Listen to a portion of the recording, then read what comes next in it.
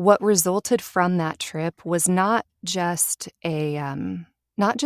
this deep love for that common thread between us as humans, like we have so many differences, and yet we have so much more in common than we have differences. Disinformation is spreading. There will be a We only have surprise so many outbreak beds. is the issue of Isn't pandemic. that how I No thought I social would end distancing college? at all. They said that they would express their concerns about the mask supply. Where's the mask? Where's the glove? A second wave is We all need some good news. A message for all the healthcare workers out there. Thank you.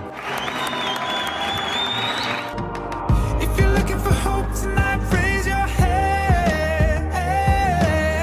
If you feel alone and don't understand, if you're fighting the fight of your life, then stand. From Santa Rosa, California, this is 19 Stories. I'm Cheryl Halling. My guest today, Jennifer Clark, is described as the sound of human kindness. It's who she is, how she does business, and what she sounds like. It's the sound you can trust. It's the sound of collaboration. It's the sound of stories with impact. And on this podcast, it's all about the stories. Perhaps her human kindness stems from being a pastor's kid and traveling to 14 different countries and exploring the common thread that binds us. Perhaps it's her classical training in both singing and violin, allowing her to speak a universal language that touches the heart of all who hear it. Or perhaps it's her degree in pastoral children's ministry that allows her to see life through the eyes and innocence of a child. Whatever it is, Jennifer puts the human connection in everything she voices, from corporate narration, commercials, eLearning, explainer videos, documentaries, and harmonizing with her beautiful alto voice on the occasional holiday jingle. It's the reason that national brands such as Walmart, Pinterest, AT&T, PBS, NASA, Lego, and many more have trusted her to be the voice of their brand, and also the reason that Jennifer is a 2023 One Voice Awards nominee and a 2023 and 2022 Silvus Arts Awards nominee. I'd like to extend a very human and warm welcome to my guest, Jennifer Clark. Thank you, Cheryl. That was gorgeous. That was so nice. Way to go. I gleaned that from your website and from your LinkedIn, and you made my job easy. Well, good. That means the branding's working, right? It is working because normally writing the intro is probably the part I labor over because I really want to set the stage for the person that the listeners are going to listen to. And so thank you. Well, I'm happy to be here. I'm so happy to have you here. And I got to say that in my somewhat warped sense of humor, that after reading your introduction, I almost wanted to digitize your first response to make it robotic. And seriously, I know you're on the heels of attending VO Atlanta, and now you're taking time on your first weekend home to spend a bit of it with me. So thank you very much. You're very welcome. And what makes this even more special is that I have an interview scheduled with Nadia Marshall. Oh, she's wonderful. It was only after I saw your wonderful pics of the conference on social media that I realized you two were VO besties. Yeah, we've been in a mastermind group for the past 2 years together. Oh, And wow. she's Okay. just she runs her business similarly. She's such an artist. I mean, she is wildly talented and a really articulate teacher. You're going to love her. She's a foodie. Is she going to be on your Voice Kitchen? She's going to be on the Voice Oh, Kitchen. she's a foodie. You'll love her. It's interesting because we originally chatted about her being on 19 Stories. And then I asked her, does she like to cook? And she said, yes. And I said, yeah. please come on the Voice Kitchen. And then after digging into all Nadia, I was like, oh, she's got to come on this as well. She's wonderful. I already love her. I already love you. And the fact that so many similarities, and I didn't know you were in a mastermind group together, and you're both singers. Yeah. Singers. Yeah. That is so cool. She is far beyond me. She actually gets paid to sing. So she's a pro. Well, you do too, my dear. I mean, you had that jingle that you did. True, So true. I'm sure that you'll get contacted even more now that you have your new branding out. Okay. There is so much to chat about, and I always like to begin by hearing a bit of someone's story of origin. So perhaps you can tell me about your first entrepreneurial venture at the tender age of 5 of selling rocks from your driveway. Oh, yes. Yeah, I had big dreams, Cheryl. Really big dreams. Okay. So, like, what kind of rocks were they, and what gave you the idea to capitalize on rocks, and did anyone actually buy one? Well, they were the sparkly rocks. We had this enormous gravel driveway, and we lived in North Kansas City at the time, and my older brother and I, we were just strapped for cash. We lived down the block from this convenience store, and this is, back in the 80s when our parents just let us do whatever we wanted. So we would go down to the convenience store and buy bubble gum or whatever. Well, we had no cash, so we looked at this driveway full of shiny rocks that we adored, and we thought, why would the world not want these? I mean, hello, they're gorgeous. So we spent hours collecting the best rocks from our gravel driveway, made a little box stand, out by the road. And yeah, someone had pity on us. Several neighbors had pity on us. We sold them for 5 cents and made enough to make another trip down to the store. So I'd say it was a success. Now, have you taught your children to do likewise? Not gravel driveway rocks, but yes. Yeah, my kids do lemonade stands. My son has multiple jobs. Yeah, there's a lot of, when you're an entrepreneur, I think a lot of that kind of just falls off to your children. They see what you're doing Yes. and they realize, whoa, I can make money. Like I can create an idea that generates income. And, kids are full of creative ideas. So Clearly, because you set the stage at 5 to sell rock. It's the first time I read that, and I was thinking that you're too young to remember pet rocks, but maybe you had read something about that, or someone gave you one that they dusted off from their attic, and you thought, oh, well, I can sell rocks. But that's a very, very cool story. So clearly you had some stage presence and selling mhm. skills, because by the age of 8, I read that you were a seasoned stage performer. Yeah. And let me guess, you were performing rock opera. Ba-dum-bum. But no, I was performing in local theater, in theater in my church, and then also in school. I auditioned for my first musical at 8, got the lead role, and took off from there. It's just something that has always come really naturally for me. I love stories. I love singing.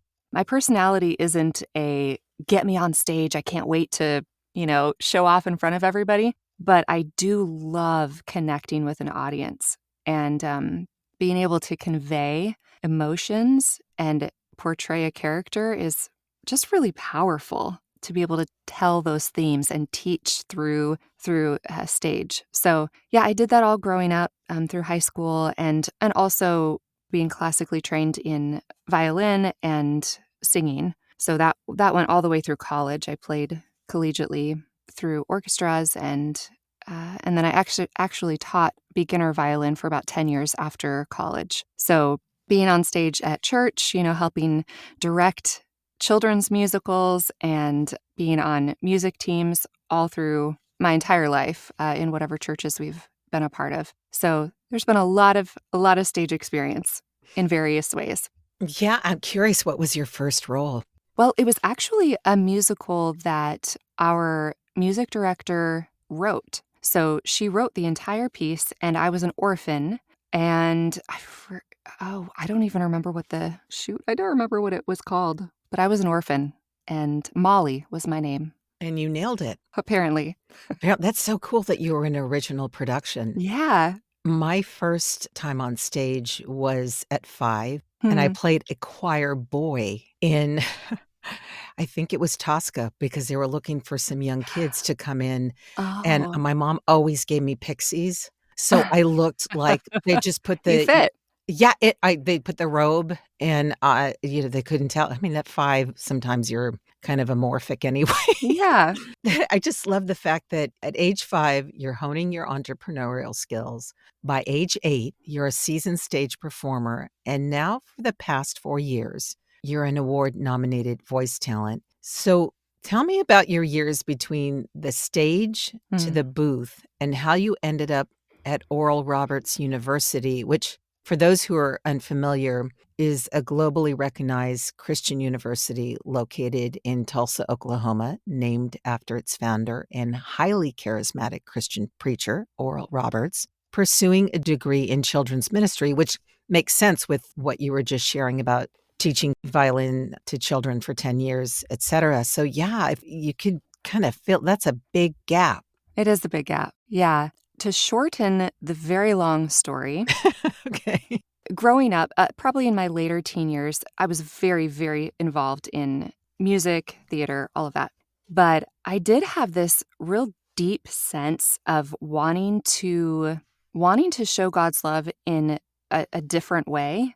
I really felt drawn to other cultures. They fascinate me. I love sitting down one-on-one with someone and just learning what makes you tick. What in your life has led you to this point, to this belief, to this experience? I just think people are fascinating.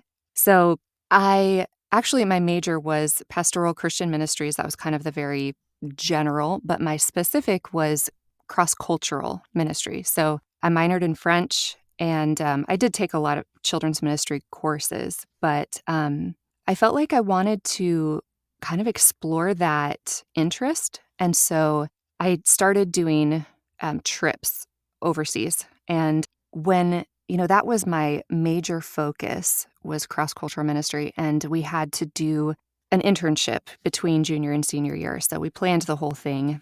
I chose to go to the country of Mali, which is in Northwest Africa. It's the Sahara Desert is part of Mali.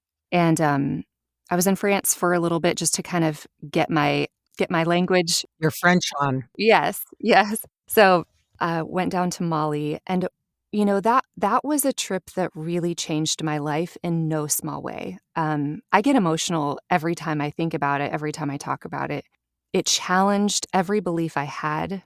Mm. It kind of like pulled the rug out from under me because I was living in a culture that was so vastly different from mine in every possible way. Not just their major religion, but their way of life, their economics, their politics. Everything was so, so different. And yet, these people were incredible. They loved with a love that I just didn't experience here in America. They understood community in ways that I had never experienced. And I learned so much from them. I had a near-death experience. That's a whole nother story. But Ooh. that rocked my world to the core. And I started questioning everything about what I believed, what direction I thought my life should go. And I came out of that trip and into my senior year, went through a lot of therapy after that. But what resulted from that trip was not just this deep love for that common thread between us as humans, like we have so many differences, and yet we have so much more in common than we have differences. Yes, That's yes. just a core belief of mine after seeing so much of a certain part of the world. So that belief really solidified in me after that trip. But also, I just came to this realization that I had a view of God that was kind of warped. And I really thought that I needed to prove myself in some way to show God, I love you. I want to make a difference in the world. I want to follow you. And it was just a little bit warped instead of understanding God's great big love that doesn't require me to do anything for him. It's just this love is given to me as a gift. It's grace. And with that shift in my mindset and my beliefs, I just realized I don't have to go travel the world to prove anything to myself or to God. So I kind of relaxed into other options because I was pretty dead set that I wanted to spend my life in a French-speaking West African country doing mission work. So that's the really condensed version. But I met my husband at Oral Roberts University, and Alan is just the best human being, really. He's incredible, and we were best friends from the first weekend that we met. How We were wonderful. really good friends for a couple years, then we dated for a couple years, got married, and he went into ministry. So he was a children's pastor for 16 years. And I knew that I wanted to stay home with our kids once we started having kids. So that was something that we both agreed on. I chose to do that. So I spent a decade just having babies, nursing babies, helping babies grow up, and then rinse and repeat, you know? Rinse and repeat. We have 3 children, and now they're 15, 12, and 9. But when my youngest was about to enter kindergarten, this was so she would have gone to kindergarten in 2020, the fall of 2020. In 2019, my husband said, "Hey, what do you wanna do? I know, I was thinking about going back to work. What's on the horizon? What's in your heart?" And I said, "I know what I wanna do, but I have no idea how you start, how to even enter this. I wanna do voiceover." And it's something that I'd wanted to do since I was 8. Okay, so let me interject for a moment. Mhm, At 8, okay, 'ca and I do, if you don't mind, before you go on, because you talked about 2 very strong points of your mhm, experience. So, before I ask you about those, if you don't mind, so at 8, how did you know at 8 that that's mhm. what you wanted to do, that you wanted to do voiceover? Yeah, I saw The Little Mermaid, and it was my absolute Ah, favorite movie, and my dad okay. told me, "That's Jodie Benson," and it just hit me like a lightning bolt. That's a real person? You know, this is just a cartoon character in my head, and that's an actual thing? People can do that? So that was always tucked away in my heart as, the dream, you know? There were all these other things that I loved, but that was the dream. And so when I told my husband, I have to try or else I will regret this the rest of my life. So that was 2019. I started researching how in the world do you get started in voiceover. If you don't mind, Jennifer, because you said something, and so much of the conversations we have here on 19 Stories from Fear to Hope is about Mhm. facing our fears in whatever they manifest, Mhm. and how we approach them, either with faith, and in your case, you do, and I do. I think we're God chicks. That was Mm. established in our initial communication. But you said you had a near-death experience, and you Mhm. also said you didn't have to go somewhere else to prove yourself to God. There's Mm. certainly mission work right in our Yeah. own backyard. So, Yeah. if you don't mind, and dare I say, it took you to travel to get that Mhm. experience, to get that kind of epiphany that I don't need to travel. But the irony is you traveled to get that. Yeah, that's true. So, would you mind sharing what your near death experience was about? Yeah. Um, Back in that day, 2003, well, and it still is, malaria is one of the biggest killers in Africa. And so I was supposed to take a malaria prevention medicine. And nowadays, I think they have vaccines for that. Mhm. But it was a pill back in my day. And when I was in France, the family I was staying with, he just said, "Hey, we had arranged this while I was still in the States." And he just said, "Look, when you get here, I'll hook you with my doctor. You'll get the pills before you have to leave." So the short story is that I was taking malaria prevention medication that was way too powerful for my body. It was not prescribed for me. Mm. And so essentially, I was getting all of the side effects of malaria, and I had to take that weekly. Oh. Well, I didn't realize that it was related to the drug until I was about 4 weeks in to taking it, and, I lost 15 pounds in 3 weeks. Oh I my was gosh.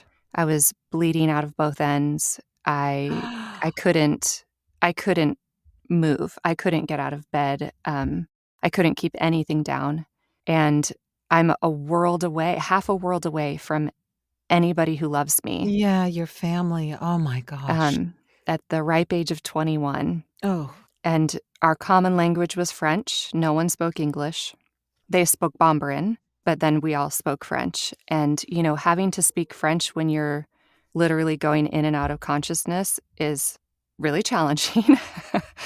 um, so finally, someone had a phone in the commune that we lived in. So there's multiple families for safety reasons, and you were all in this, walled, gated community.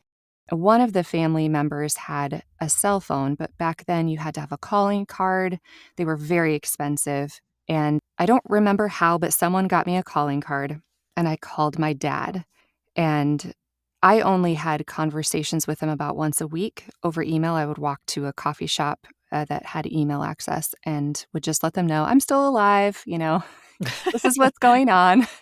And I was so gung ho, Cheryl. I was so optimistic and just, I'm going to change the world.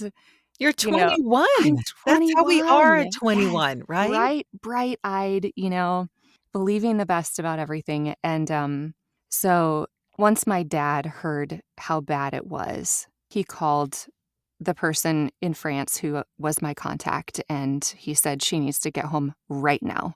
But that wasn't possible. And so in Mali, my national parent there took me to a European doctor. Honestly, I don't remember a lot of this night because I was in and out of consciousness. I just remember getting to her office and I just bled everywhere. I mean, both ends. I'm like throwing up and Oh, bleeding Jennifer. out the bottom. And it still makes me emotional. It's, you get to that point of like, I don't even have words to describe it. It's There are none. traumatic. It's very traumatic. And I remember coming back to the house and laying on the bed, and a Malian doctor came with all these IVs, and he dumps them out all over our dirty floor. And before he, inserts the needles and sets everything up, I just remember praying, God, please don't let me get AIDS. Because I don't know where these needles are coming from. Well, sure, in the I time just that it was, yeah, yeah. yeah, yeah. And, I woke up, I don't know, maybe a day later, and I had a little bit of energy and, made a slow recovery, but I needed to stay there and be kinda supervised for a little bit before I could make an early flight back home. But you wanna hear a crazy story? 'Cause this wasn't crazy enough, Jennifer. Mm. Sure, lay it on me. I felt after I recovered enough that I could, like, get up and go eat with the family, I felt like I wasn't supposed to leave. And that sounds Mm, insane, right? Like, okay, I just got the closest to death I've ever been, and I I didn't want to stay, but I felt like I was supposed to stay. And so I was really kind of wrestling with that. And when we were there, the post service is very, very different than it is here. We would have one person go into the city, maybe once every 2 or 3 weeks to get mail. And my family would write me and things like that. But, it wasn't constant communication. Well, that day that I'm really wrestling with, like, do I stay? Do I get that early flight? My parents were really pressing me to come home early. And I get a letter. There's a letter for me from a friend in college.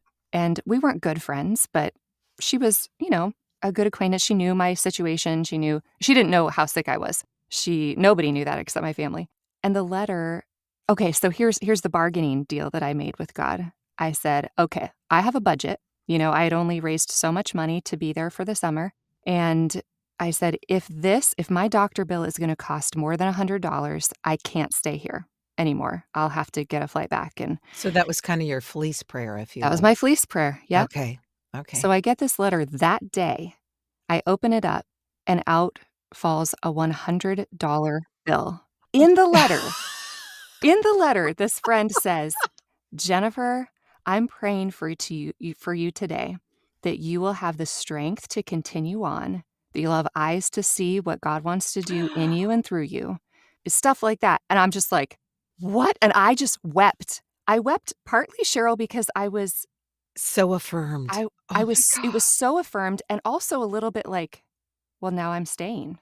I was Mm, very mixed about it, but in the end, I'm very glad I did because, um, I had some really, really deep changes, from those last few weeks of the summer in myself, and I'm glad I didn't leave. Like, we all go through hard things, right? right, yeah. And if we get pulled right when that tragedy happens, almost like you get benched on a sports team, like you Mhm. make the mistake, you go through something hard, you messed up, okay, I'm gonna bench you. If that is the pattern in our lives, then we don't learn tenacity. You know, we we have to learn that growth mindset of like, I've been knocked down and now I'm gonna get back up again. And I can. I'm able to do that. I'm Yes. capable. But if we go through those hard times and we pull ourselves out of the game every single time, I just feel like we're losing that opportunity to grow. I'm not saying I think there are legitimate times that we do need to say, "I need to go sit on the bench. I'm tired. I need to Take a rest." time out. Yeah. Yes. Yeah. Yeah, but if that becomes the pattern, that every time we face adversity, we're like, "I'm out of here." How are we gonna grow? What a testimony. I mean, for the listeners where this is new information and it may sound, if you've never heard conversation like this and you've never heard about a fleece prayer or affirmations of something that, if you're going to call them coincidences, because we all can relate to what a coincidence is, I believe there, as a friend of mine says, God winks. Mhm. Whatever we wanna call 'em, I think you and I believe that it is definitely God Yeah. answering prayers and showing up and saying, "This is what I want you to do," because I too have been there where I've been going through something and I had a dollar figure in mind, Hmm. and then all of a sudden, out of the blue, I either found that amount, a check showed up, a job showed up. Yeah. Somehow, though, when we're taken out of our normal circumstances and it still happens, like everything you just described about being so ill, Mhm. and who wouldn't at 21 wanna run home and be in the Yeah. comfort of their mom and dad in a loving environment, and yet you got strong enough to say, God's not done with me here yet, and Mhm. I think I've got more work to do. That is a maturity.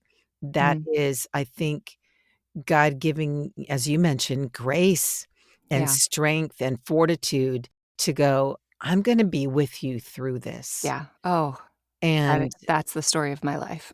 The sustaining grace of God. I always have 1 or 2 amens during a conversation, so this is gonna be my first one. Amen. Mm. Yes, the sustaining grace of God, and when we forget about it and we think, and I'm just say for myself, when we think it's within our own strength to Mhm. do it all, there are reminders along the way of, "Thank you, I need you to show up, but, as far as the end result, I got it. I got Mhm. I got it." So, okay, so let's go to February 2020. Speaking of from one disease to another, COVID has just Yeah. entered the eastern part of our country. And a month later, in March of that year, the country was essentially shut down. Mhm. And you decide to launch Jennifer's Voice LLC. It's obvious that your business is going well for you. You mentioned where your interest and passion for voiceover came from, but given all that you had been through up until this time, did you face any fear in making the decision to pursue the career full time? Yes and no in 2020. I am a risk-averse person naturally, so I'm not a person jumping out of airplanes and, I making I'm gonna making differ with crazy you. choices. I'm gonna differ with you. There aren't too many 21-year-olds I Well, know that would have the experience and take it upon themselves to mm, leave their country, everything they know, and do what you did. So I just wanna interject that a little bit because, I will receive that. okay. I do think that was a point of courage, a moment of courage. So in 2020, I just kind of felt like I have to try. I will regret this if I don't try. And I did make the decision I'm doing voiceover. And I talked as if I was a voice actor already. Like Mm, as I'm in training, people would ask me, "Oh, I know Catherine's going back to school. What are you going to do?" I'm going to be a voice actor. Or I would say, I'm a voice actor. I'm going to, I do commercials or whatever. And I would just start talking in the present. So like all journeys, you kind of make decisions multiple times, but in deeper ways. So yes, I decide to go into voiceover and I booked my first job a week before COVID shut the country down, which looking back is it's just providential. It's just the timing was exactly what I needed. But, then a year later, I made that decision again in a deeper way. And even I just feel like I've made that decision multiple times because as you come to kind of a crossroads in life, in your business, mhm. you get that opportunity again to say, am I in this or am I out? And, that rut gets deeper and deeper the more you say yes to it. Now, when you say it gets deeper and deeper the more you say yes to it, the more you say yes to being in it or the Yeah. more you Yeah. huh. Just it's a deeper determination, a Oh, deeper okay, commitment. okay, got it. Yeah. Yeah, I wasn't sure what you meant by that, but yeah, Oh, I sure. to be vulnerable, I'm in that right now of making that decision, and I think as being independent and, there's a saying in Hollywood, which I really hated, it's like, "You're only as good as your last job," Mm, because, not true. it's not true, but, what have you done lately? Yeah. As if you have to be active every second to Yeah. be relevant or worthy of calling Mhm. yourself that, and yet you affirmed it with your mouth, and that's biblical too. I Mm. mean, to speak in the affirmative of what God has for you in your talents. So, in 2020, actually, a lot of voice talent who were set up with home studios did really well Mhm. because they were already ahead of the game, whereas prior to that, so many were going into the studio to either audition live or record live. Now, I know you have a fantastic booth that you work out of. Is that something that you had immediately set up Oh, or no. okay, speak to that for a moment for those that are listening and think, "Oh, you just, you do this, that, and the other, and then it all works out. I get my first job." Oh, no. No, it is a hard climb. Hard, hard, hard climb. Um, I started in my closet, my coat closet, and my husband kind of renovated it as much as he could, and that's where I worked out of until about almost a year and a half ago. The house had to be perfectly silent because right next to the coat closet was the furnace, and Oh so we had to turn off the air conditioning, the furnace. No one could use the bathroom, flush the toilet. No one could walk in our house. oh my Now, I have gosh. 3 children, and this was 2020. And Everybody's you're all home. home together. Oh my My goodness. husband is working from home.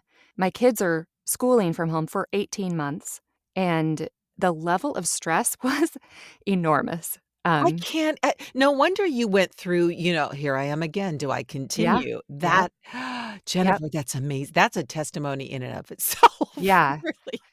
I look back, my family is so supportive and so gracious. I trained them like, "Hey, it's session time," and everybody would go sit on their beds. I'm not kidding. They would go sit on their beds. The dog would have to go into a room with somebody. Alan would go work in our bedroom, and, they could have screen time or they'd be working on their Chromebooks for school, and that was kind of how we managed. But because of that, I was very motivated to buy this booth because I just thought, "I don't wanna put my family through the stress of." Or I mean, yourself. yes, or myself, yes, for sure. But I just felt like I don't want my family to carry this heavy of a burden for my career. It's not fair. So I just saved my pennies like crazy and then invested into a professional booth. For the listeners who aren't familiar what that means, because there's so many content creators now, and if you have a USB mic and a computer, a Mhm. lot of people think that that's what you do, but why having a quiet booth and certainly purchasing one that you have, why that is such a big thing? If you could just speak to that for a Sure. moment. Yeah, for a professional voice actor, we really need broadcast quality sound. So we can't have background noise. It makes it really difficult on the audio engineer who's on the other end or that you're sending the file to. It just needs to be broadcast quality so that your what we call the noise floor, the lack of sound in your space is as low as possible. So you're not hearing your neighbor mow their lawn, which my neighbor does 3 times a week, which is it's fine now because I have this booth, but Back then it before was not, yeah. before it was not. We have a great relationship, so I would say, "Hey, I have a session. Can you not mow between 10 and noon?" He'd be like, "Sure." But yeah, it's really important to be able to provide that to your client. Yeah, it's interesting that you mentioned about your neighbor because I do not have an isolated booth. My husband and I have created something that works. Yeah. However, my landlord, who rarely shows up, showed up today, and he had his truck, and it looked like he had some tool. I said, "Please tell me Mm, you're not doing work in the backyard today." He goes, "No, I'm not." I said, "Thank you, because I'm recording." yeah. Now, what the neighbors do or something else, if there's helicopters or whatever, Yeah, you can't control you that. can't control that. So thank you for speaking to that for a moment. And we've talked about your faith and how that's been a source of strength for you throughout your life and certainly while pursuing your voiceover career.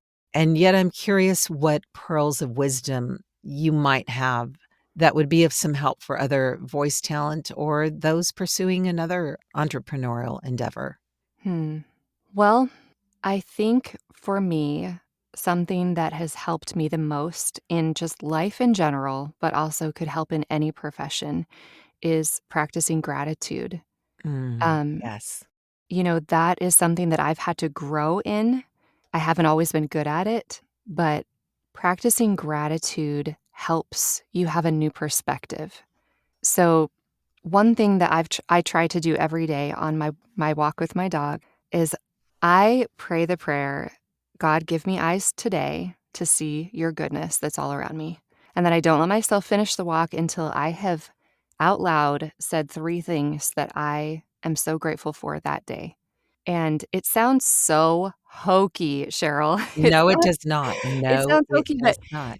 it helps shift your perspective because we all have really, really hard things in life. This is the human experience. We are all going to go through hard stuff, and it's going to look different for every life. But if we can have eyes to see the goodness around us, it will shift our perspective, and it gives you room to grow that way. It's almost like when we have this really pessimistic view of the world, we put a lid on ourselves. Mm. Like, we're Mhm. limiting that ability to grow when we say, like, "Well, you know, I got this diagnosis," or "My husband lost his job," which he did in 2021.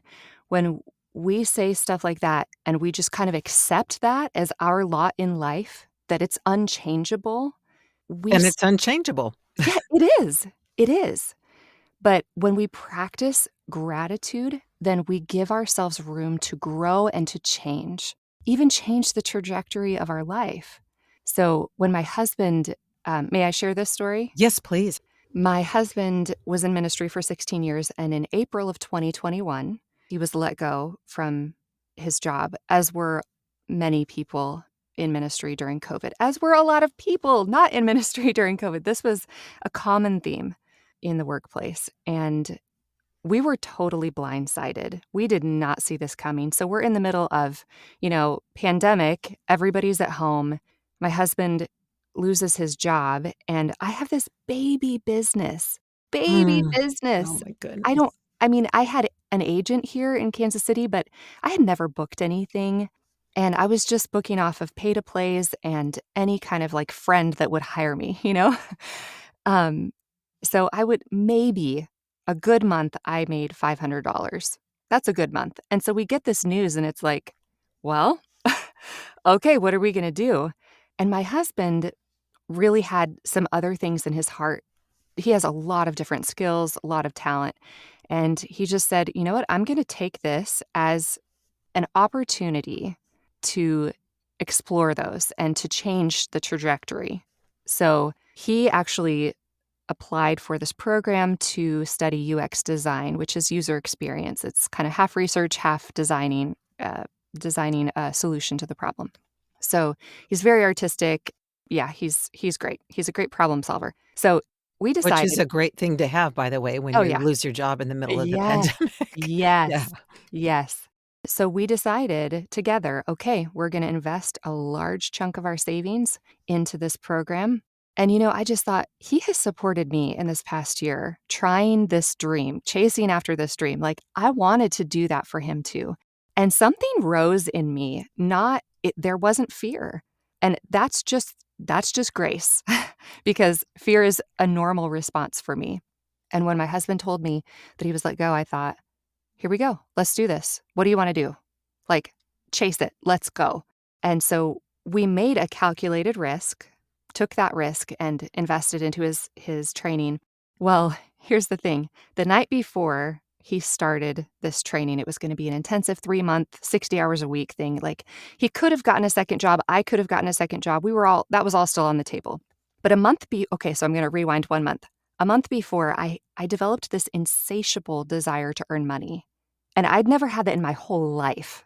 And I was doing everything I could that was free to learn about marketing, branding, who my ideal client is, like, how do you run a business? But I couldn't afford to, like, pay anybody for it. So, all these people that offer webinars for free, and then they do a big Mhm. sales pitch at the end, I Sure. would just, like, click off, and but I'd learn everything I could in the That's meantime. okay. That I Yeah. mean, take advantage of Yes. the Yes. freebies because 'cause they're there. But then when my husband lost his job, I thought, "This is why. This is Mm. why I have Yes. this desire to earn money because I need to earn money right now. I need to help provide for my family." And, the night before my husband started his training, I was so full of faith, and he was so excited, and I just said, "Alan, I am gonna earn $5,000 this month so that you don't have to worry at all. You can just be fully in your training. I don't have to get a second job." Now, Cheryl, I had never earned more than $500 in a I month. was gonna say, so you just pulled that I number jumped. and I said, "This jumped. is what I'm gonna do." Well, because I thought this will pay for all of our bills. If we can get $5,000. $5,000, we can take care of all the bills. And you know what his response was? I know "Jen, you're gonna that's do it. awesome. You're gonna do Go it. for it. Yes. That'd be so I'm helpful." clapping here. I Like, know that's tacky, but I'm there cla was yeah, there was no doubt. I He love wasn't it. I like, love it. "Really, Jen? You're gonna Are you jump gonna ship for do that? 500?" Yeah. So, he goes to work, I see him off the next morning, and I get a call from my agent here. She Okay. had You're never about to I'm gonna fall off my chair. I know you are. She had never called me before, Cheryl, because I had never booked with her. I had never booked through an agent, and I answer, and she says, "Jen, you booked the big one." And my mouth is like, "What?" Because for those of you who are not in voiceover listening, in voiceover, you do a bunch of auditions, and you just forget them. Like, you just Send them submit and them. Yeah. forget them. Send them Yes. and forget them. So I'm not keeping track of, like, the roles I submitted for, how much they were wor I don't keep track of anything like that. And she goes on to explain that, it's for this regional company and, blah, blah, blah. And I said her name, and I said, "How much is this? Can you guess?" $5,000. On the dot, on the dot, and I fell to the ground Oh my weeping. My poor agent's like, "You okay?" Yeah, while you were on the phone with her? Yes. Yes, And I why just not? And wept. why not? Oh And my Cheryl, it gets better. They didn't just want a one-time gig. They wanted me to be their brand voice. So for the next year and a half, they Oh went out my of business a gosh. year and a half later. For the next year and a half, every 6 to 8 weeks, I was doing radio and TV regional spots for them. And that client alone sustained us helped sustain in a large chunk through 9 months of my husband's unemployment. And you talk about, like, winks of God and the grace of God sustaining us. That was one of those moments that was like, I don't even have words. I don't even have words, you know? Jennifer, I really hope someone listening to this because it's not I would hope that people listening to this wouldn't get confused with the prosperity Right. preaching, Yep. because it's not about that. Nope. It is really tapping into the power of God in our lives, and I've never spoken so freely about God in my podcast, and it's okay because that's what this was created this is who I give the glory to in this podcast, even being around almost 4 years, Mm, is talking about how we move from our fear into hope because yeah. we all know how much fear is in the world. It's Mhm. I if we feed into it, which I will raise my hand over here, I feed into it times, and it's debilitating, and it's stifling, and like you say, it puts the lid on things. Yeah. It's paralyzing. Paralyzing. Yes, that's the word I was looking for. It's absolutely paralyzing, and yet your attitude of gratitude there's kind of a schmaltzy saying that an attitude of gratitude raises your latitude, Yeah. and you made a very affirmative statement for what you wanted. Now, something else could have happened that would have met you halfway, and you still Mhm. would have had to maybe scrape and figure it out, but talk about God's divine Yeah. timing and Yeah. grace.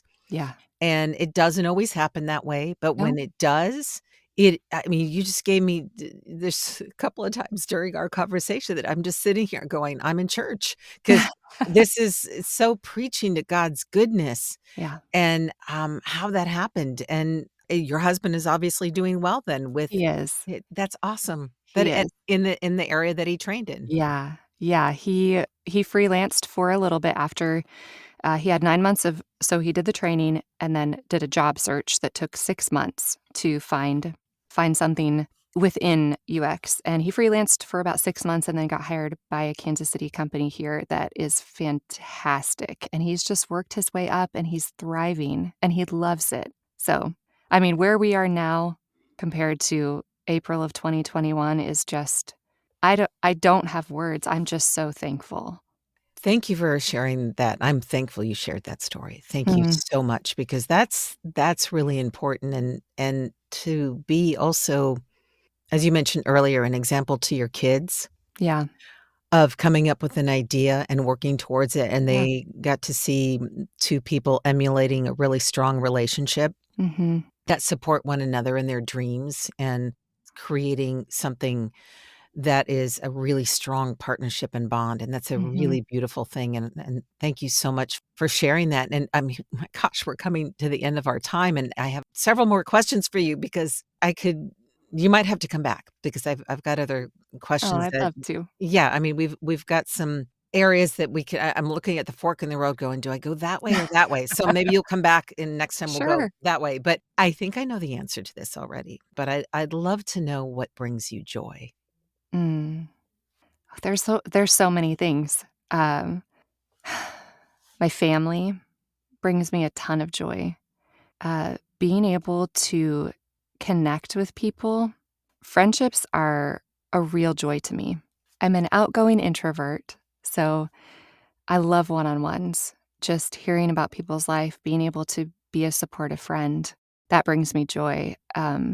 Using my voice brings me so much joy, and it always has. That's been one of my biggest joys my whole life is whether that's singing or, doing voiceover work, brings me a lot of joy. I mean, a lot of things, being out in nature, just being able to communicate God's love to other people in the way that I'm living, in the way I serve, the way I do business, the way I'm a friend. Yeah, there's a lot to enjoy about this really good life. Conversely, what makes you hopeful? Hmm. I am very, very certain that there is always more goodness in the world and in our lives than there is hardship. So I think being able to have lived experiences where that is the result has just deepened that belief. I really think probably ultimately my hope is anchored in the character of God that I've seen throughout my life, that God is for us, not against us, full of grace and love, that God is not retributive and punitive, full of grace, full of love, open arms.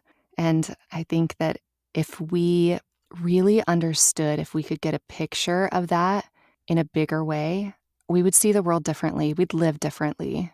And that's me too, you know?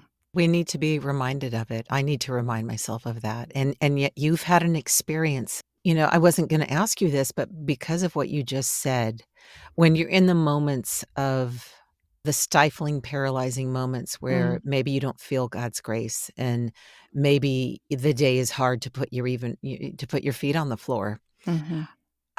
whether you have them now anymore or in the Oh, past. sure. I'm human. Yeah, well, and you have 3 kids. Yeah. What do you say to people? What would you share with someone maybe you would be sitting with and offer them to where they can remember that all of God's goodness and Mhm. beauty and joy in the world? I try to keep it in front of me, and I think it's one of the most powerful practices that I do is I literally have a jar on my desk, and I put good things in there. I just write down whether they're huge, like I booked this huge national job, or I didn't fight with my kid today, you know? Um, I put them all in there, and on those really hard days, I pull out something randomly from my jar to remind myself there's goodness in my life, and there's more goodness in my life than there is hardship. So I think practicing something like that where you have it in front of you to remind yourself, because darkness is dark. Mm, And when when we don't have, that candle to illuminate that darkness on those hard days, it's a struggle. But if you have that crutch of like, there's my candles right there, it's a jar of all the good things that have been happening, or you have a journal or something like that. And sometimes we just need a friend to remind us there's goodness in your life. Hey, remember when just yesterday, just last week? That's why community is important. Absolutely. And I really pray that COVID taught us that because Mhm. when we're isolated, that's when the Oh, it's darkness so sets good. in. Yeah. That's, that solitude, which is ironic to say to people who spend their life in a booth because in some ways we thrive off solitude, but at the same Mhm. time needing that connection to go outside and say there's a big, beautiful world out there. And speaking of which, I wonder if you have a vision for the kind of projects you'd like to voice in the future. That's a good question. I primarily work in commercial corporate narration, e-learning, and I've just started documentary. I think for me, because of just who I am, how I do business, the types of work that bring me the most joy are the brands or corporate stories or mission-oriented projects that are just making a difference in the world. People that are literally changing lives. That brings me so much joy to be able to partner with someone like that, to use my voice for the good of humanity. That's just the best to me. That's my second amen. There's one organization that I absolutely am in awe of the work they do. It's World Central Kitchen, Hmm. and that's one of my bucket list items. If I could do something for them, Hmm. voice something for them, they're one on my list. So, That's awesome. if there was a soundtrack to your life, Jennifer, what would be on it and why? Oh my gosh. It would be varied. A soundtrack to my life. I think it would have a lot of different songs on it, but, as a musician, I should have a favorite song, but I really, really don't. They're I like, well, they're like your babies, also. There's too many to love. I think there would be an underlying track of a full orchestra, and it would ebb and flow in dynamic and in fullness, but I think it would be peaceful, it would be bright, it would be hopeful.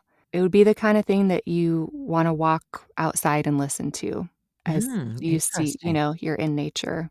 Yeah, I like that. I love that because I spend a lot of time outdoors too, Mhm. and sometimes it's good just to have nothing on and listen Yeah. to the sounds that nature provides, and other Yeah. times it's wonderful to have a soundtrack to the visual that we're getting to enjoy. So, is there anything else you'd like to say before we let people know how to get a hold of you? Well, I just thank you for the invitation. I love your mission to help move people from fear to hope because I think that that's a really important thing for all of us. And just to remember we have a choice. We get to choose. We don't get to choose what happens to us in life.